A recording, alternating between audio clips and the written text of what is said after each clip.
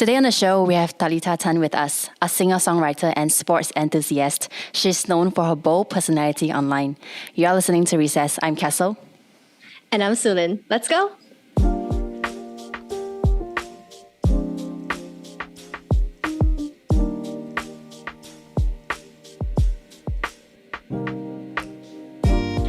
Hey Talitha, welcome to the show. So happy to have you here. We are happy to be here. Hi. We have a bonus guest today. Who is that?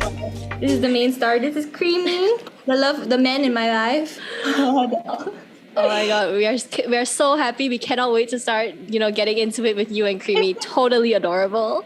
Hi, you're so cute. Sorry, animal lover fangirling right now. I'm fangirling over your cat. All right. You fangirling. Okay. Okay, so you are a Malaysian singer-songwriter and you are also an influencer.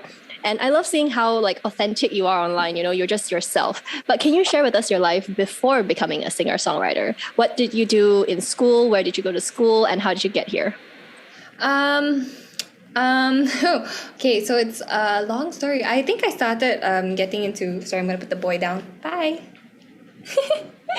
Okay, so I started music when I was about 14, 15 in high school because I always saw people like Tyler Ward, Kina Grenese, and a whole bunch of other YouTubers are doing YouTube things, and I thought, oh hey, if they can do it, why can't I? I had a camera, I picked up the guitar, and then I'm like, okay, I started doing covers. So I think that is when my life started. Before that, it's kind of my childhood is kind of a blur.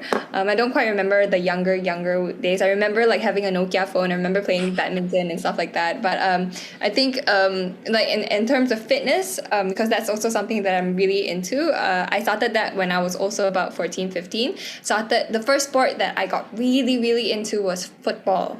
So I play every single day. But before that was trying to get fitter, because growing up with Asians, they would always feel the need to comment on your body, which is not very nice to grow up with. But because of that, I eventually I got into fitness. I got into something I enjoy so I'm glad I enjoy it. I got into that and got into music because it was just something I enjoyed doing. But before that, I'm generally not a study person. So I kind of proved to my parents that I don't have to study per se. Not don't have to study, but they kind of okay, Talitha, just pass. For an Asian parent to say that, it means a lot. Yeah, so that's all I think. I think for me, I think I have a lot of friends who wants to be a singer when they grow up, and you talk about your dreams, I want to be on the stage and just singing to my fans. But we know that people have said that, the music scene is just not as big in Malaysia if you want to compare it to China or to the US. What is it like being an artist in Malaysia? How has the journey been for you so far? So honestly, realistically, it's definitely not as big as it is in China or in the US. I mean, they're a lot bigger places generally. And I think because it was not as supported as when people start getting into it. It's typical for us to just generally not. For parents to not support the fact that it is an art industry, not so much on your business side and money or earning money, especially during this time. So I mean, it's different.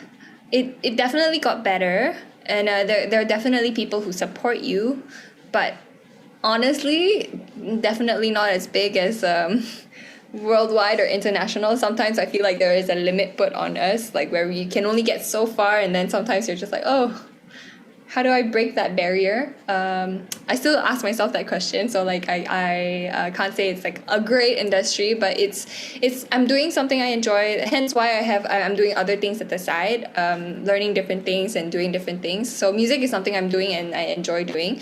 I did say before that it's something that I want to do for the rest of my life. And I want that to be something that I can still do for the rest of my life rather than seeing it as a job, because that takes away the fun and the passion from it, which I often did see at one point, because it was becoming a full-time job where I was only doing it to earn money, and I'm oh, I don't see the joy in performing anymore. And then this whole MCO happened, and I'm like, okay, reminded of how much I enjoyed being on stage performing for people, watching people sing to my music and like know my music, and that's like just yeah. Yeah, I listen to some of your music online, and you have like millions of streams, and I read that most of your inspiration in writing music actually come from heartbreaks. What's one relationship lessons you have learned that still resonates with you today? Relationship lesson that I learned: get your heart broken so you can write songs.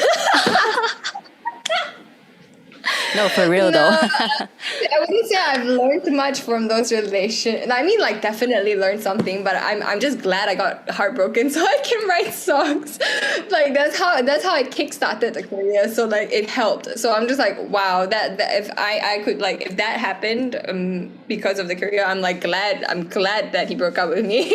Not worth my time. But I've been I think maybe a few years back I started learning how to write not so heartbreaking songs. It's a lot harder to write happy songs, so much harder, because like sad songs is where you can pour out your feelings, and I generally feel better after I write a song, because it feels like that heartbreak got put in the song and I'm like replenished and brand new. So yeah, happy songs. So like the songs I've been writing, I wouldn't say it has a happy note to it, but more of a realizing self-worth, saying no to the people who don't deserve you kind of thing. It's like, you know, I do me and I deserve me kind of thing. Yeah. That's really incredible. So in October 2020, you shared on IG that you suffered from bulimia. Can you tell us a little bit more about that? Wow. I don't even know when exactly it started or why exactly or what gave me the idea. I think probably movies, you know, but in general, like I think self-confidence has always been a thing for me where I didn't have enough. And the idea of having so many people like watching you, like this is now, but back then not so much on everyone watching you, but that one was more of like the pressure of wanting to look like everybody else, and like not like bashing my mom in any way. I love my mom and I know she loves me, and like and she's great. My mom, I'm very close to my mom, but like I grew up with her saying like, oh hey, you have no waist, your thigh is very big. I get that from my grandmother as well, or aunties. Whenever you gain weight or lose weight, they'll always have something to say, and especially when you're online, they'll always have something to say. Everyone has something to say. When I lose weight, I got lean, they'll be like, oh, I preferred you when you had more meat. Or when I get a bit, if my ab line's aren't showing, they're like, oh, I thought you had abs. Oh, gain weight lah, dah gemuk lah. You know, all these things. And all that pressure eventually, like, built up in general. So, like, I wouldn't say I have cured myself from like this whole body dysmorphia, because I think it's a very long process. It's generally very hard. So if anybody like says that it's like something so easy to go through, it's definitely not, because it's just something you have to really dig deep in you to figure out how to fix, which I'm also still figuring out. So like the best way to, like, I feel that I've lived with it was to surround yourself with people who understand, who wants to understand you, because not everybody can understand it, but like has the empathy to be there for you, and you know, you have to be open to talk about your problems, to be able to address it, and to be able to stop like anything. So like whenever I feel like I want to, like, you know, puke everything I eat, I would like make sure I announce it. And then they would try to stop me. Whoever in my family would try to stop me. Or I'll be like, okay, I'm overeating. And then they'd stop me from eating some more kind of thing. But I've been slowly allowing myself to eat not as clean foods, but still going for healthier options. So I'm sticking with the healthier options because I generally want to do this because I want to be healthy, not so much on like getting super lean and super fit. Am I as lean as I was in that photo? No. But if I want to get there, I know I can. So that's just something that I need to remind myself that it's not possible to stay at 12% body fat like long term all year round, because it's not healthy, especially because we are women. It's not healthy for you if you're so lean because hormonal wise it's not great, and I've got a lot of hormonal issues because of like I don't know, some people are just born with hormonal issues. So I've got PCOS, I've got hypothyroidism, so I'm also dealing with that. But yeah, working on it, always gonna be working on it, but I've got a support system, and I think that's what makes it best. And this cat makes it all better. Right? And like you said, you're very into fitness. You're a personal trainer, you do pole dancing, you are a racer. Do you think these physical activities play a role in helping you in your battle against bulimia? I definitely think it does, because exercising in general would give you happy endorphins, right? So that helps. But also, I enjoy doing it. So I it's not that great to say that it's a great that I use it as a distraction from food, but I do use it as a distraction for me to do something rather than sitting down and doing nothing. I personally enjoy doing these sports. That's why I pick it up. Not so much on like helping my bulimia or anything, but I do it because I enjoy it. So like and I do it because it's fun, it's healthy, YOLO to a certain extent. But yeah, it's there are things that I wish my mom like put me into. Like I wish I got into gymnastics or all these things that can give me more body awareness, and I could be like representing Malaysia right now. That would be great. That would be a dream. Yeah. Well, you do seem to be a person that does what she wants. You know, you're not focused on fitting into a stereotype or a dogma. But as an influencer, do you think it makes it harder to be yourself when like everyone is watching you? Definitely. I try to be myself as much as I can online, but sometimes when it comes to like, let's say sponsored content, some clients don't allow you to be yourself per se. I'm like, you're hiring me to be me. Why won't you let me be me? So there's that. Not bashing anybody, but just saying. In terms of everybody else, yeah, definitely. But I try to be as genuine as possible. But at the same time, you like often people. Like, I'm not sure if you've seen like these comments on people bashing on influencers when like, oh, I don't see you promoting much about like the government or all these like awareness and stuff. It's like technically it's not our job, you know, and it's not you should be bashing politicians for this, not us. I feel like people also have like expectations of influencers that influencers should know everything. They should have an opinion about everything. I want to see what you think. You should stand up for it. And I think it's just a lot of pressure. You're just human being. Like you said, you're just trying to be yourself and connect with people. Yeah. And with this whole MCO thing, I enjoy being at home. You know, like I enjoy being at home with my cats, with my family. I enjoy not having to go for events and show face so often. Like, you know, like a bit. I mean, MCU has gotten us a little bit lazy, but the pressure that pressure that you mentioned is definitely something that I feel. So I think everyone like tries to be as genuine as they can, but sometimes we just get bashed for everything. Like just bashed for like having a feeling, bashed for breathing, even like there are a lot of things that you can or cannot do, and everybody has an opinion. Yes, you can have an opinion, but like some people are just very fixated on that, and it doesn't allow you space to breathe, which can be quite stressful, and which gets you like often like, especially when you have a lot of people doing that to you, like everyone coming at one go, you often start questioning yourself, and you're like, okay, what am I wrong? If it is, am I as a person wrong? You know, that kind of thing, and start questioning yourself, which is quite stressful. Mental health not so great there, but it's okay. Like again, it's the whole support system that you need. So like home is where I get to refresh, kind of thing, where I'm like, okay, social media shouldn't be part of my life here.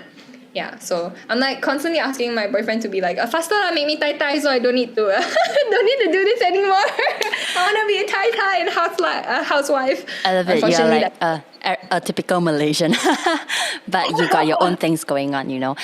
So what are you working on next? What can we anticipate? Any music? Any show coming up? Shows. I'm doing a charity show. I think in 2 weeks. I think in 2 weeks' time. Don't remember the exact date, but promote it on my social media, so you can head over there. Music wise, I might be releasing one song, a single in a month's time. No confirmation on a date either. Maybe there is, but I'm not sure. I need to ask my manager. Oops. But I released a couple of songs this year, so you can check that out on my Spotify. You can search out my name. You can head over to my Instagram with all the information there, because I promote all the things I do. That is Talitha me, TALITHABE. Yeah. Sounds awesome. We love having little sneak peeks, #sneak peeks on the channel. Oh, sorry, on the show. So let's segue into a quick fire round, a little something we like to call this or that. I'm horrible. Okay. The timing was okay. All right, are you ready, Talitha? It's just like this or that. So you just choose the first thing that comes in your head. Okay, I try. My brain. Okay. Oh, what's up? Ready? 3, 2, 1. Pull-ups or push-ups? Pull-ups. Snacks for yourself or for your cats? Cats. Pizzas or burgers? Pizzas. Cheese. Ooh, okay. Matcha or pistachio flavor? Pistachio. If you had to give up one for a month, which would it be? Your laptop or your phone? My laptop. Okay. Little uncertainty there. Right, let's go into a bonus open-ended question. Are you ready? Oh, wow. Okay. Okay. One sport for the rest of your life. What's it going to be? Wow. Wow. I do so many. How do you pick? I think maybe I would say parkour, because that's like everything in one sport. So maybe parkour, but I don't do that anymore because it's hard. It's so hard, and I'm so lazy to drive all the way to Putrajaya kind of thing. But yeah, parkour. If I was good at it.